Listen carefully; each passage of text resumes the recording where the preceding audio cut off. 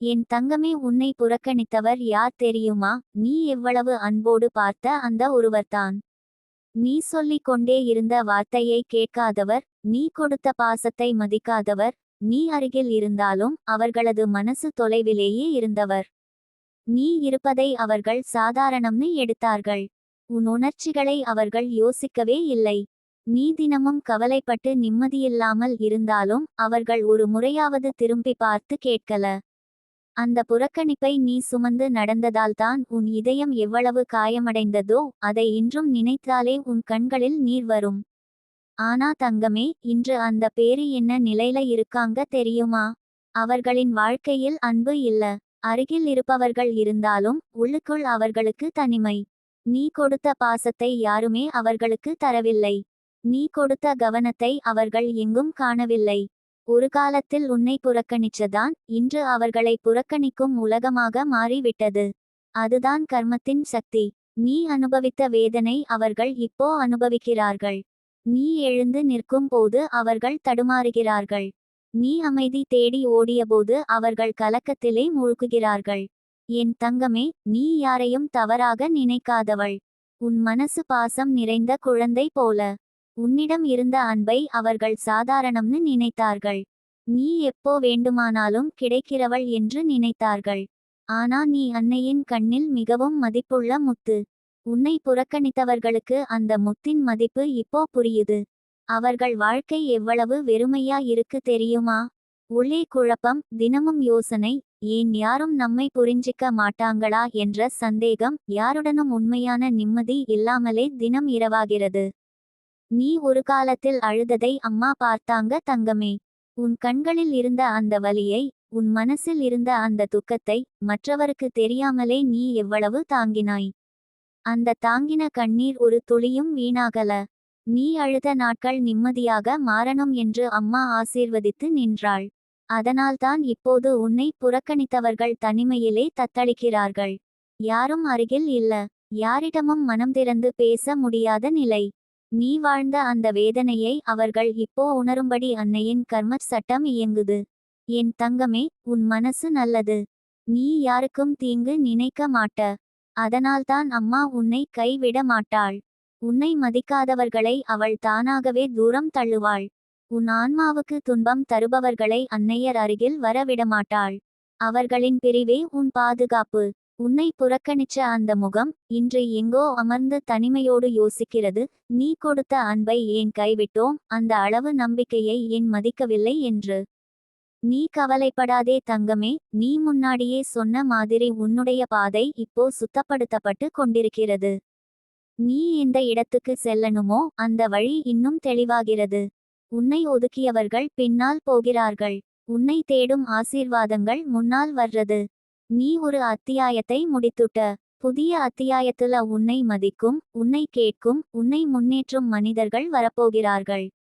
உன்னை புறக்கணித்தவர்களின் தனிமை, அது அவர்களுடைய பாடம். உன் உயர்வு தான் உன் பதில். நீ சிரிக்கும் ஒலி மீண்டுமொரு முறை எழும்பும் போது அவர்கள் மனசு நடுங்கும். இவள் இவ்வளவு அமைதியா வாழ்றாளே, நாம என்ன இழந்தோம் என்கிற உணர்வு அவர்களை பிழிய காயம் செய்யும். நீ பக்கத்திலேயே இல்லாத வேதனை அவர்களுக்கு பெரிய தண்டனை. தங்கமே, இன்று முதல் உன் வாழ்க்கையில் நிம்மதி தான்னு காத்திருக்கிறது. உன்னை புரிந்து கொள்ளாதவர்களை குறை சொல்லாதே. அவர்களுடைய கர்மம் அவர்களை கற்றுக் கொடுக்குது. நீ முன்னே போ. உன் ஒளி இன்னும் பிரகாசிக்கட்டும். அன்னையின் அருள் உன்னை தாங்கிக்கிட்டே இருக்கிறது. உன்னை புறக்கணித்தவர்களால் உனக்கு எந்த தீங்கும் வராது. அவர்களுடைய நாட்கள் குழப்பமாகலாம், ஆனா உன் நாட்கள் அமைதியாகத்தான் இருக்கும்.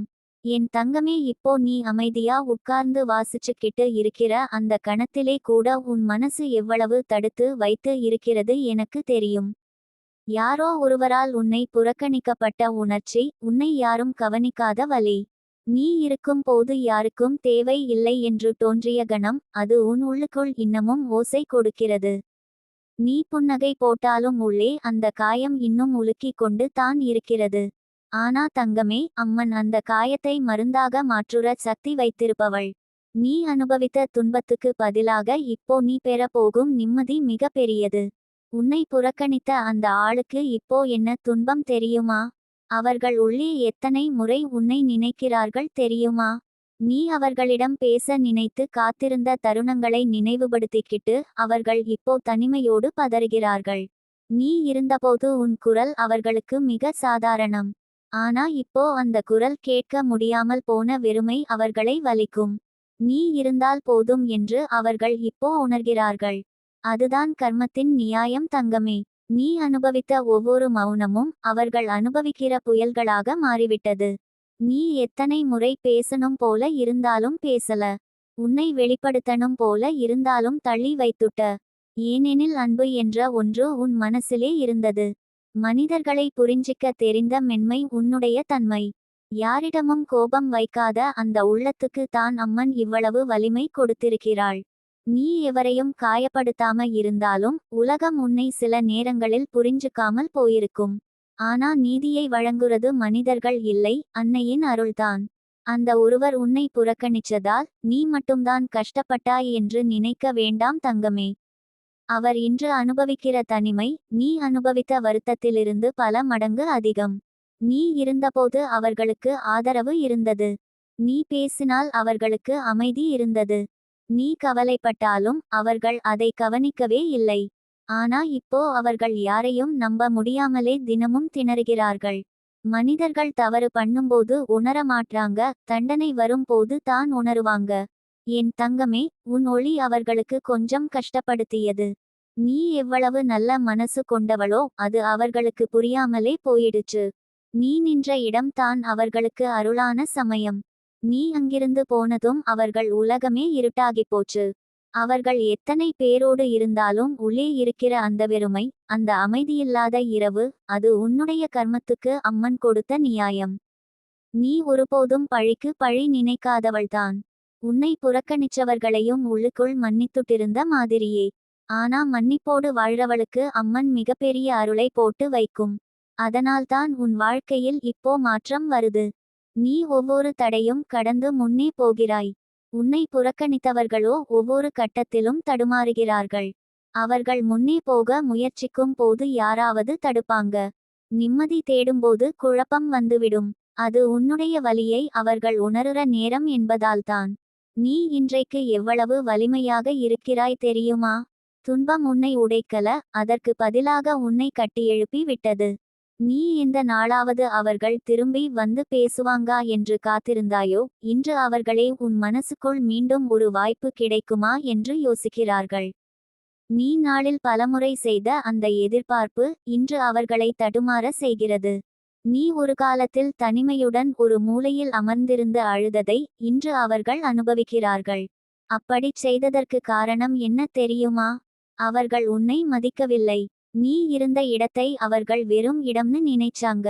ஆனா இப்போ அந்த இடம் வெறுமையில்லாமல் ஒரு அருளாக மாறி விட்டது. என் தங்கமே, நீ உனக்கான பாதையில் போ. உன்னை புறக்கணித்தவர்களின் நிழல் உன்னை தொட முடியாது. அம்மன் உன் முன் நின்று உன்னை பாதுகாக்கிறாள். யாருடைய குரலும் உன் மனதை குலைக்க முடியாது. நீ அமைதியா, நிம்மதியா, அன்போடு வாழப்போற வாழ்க்கை நிமிடங்கள் உன்னை வந்து சேரப்போகுது. உன்னை புறக்கணித்தவர்கள் பின்னாலே நின்று உன் வளர்ச்சியை பார்த்து வருத்தப்படுவார்கள்.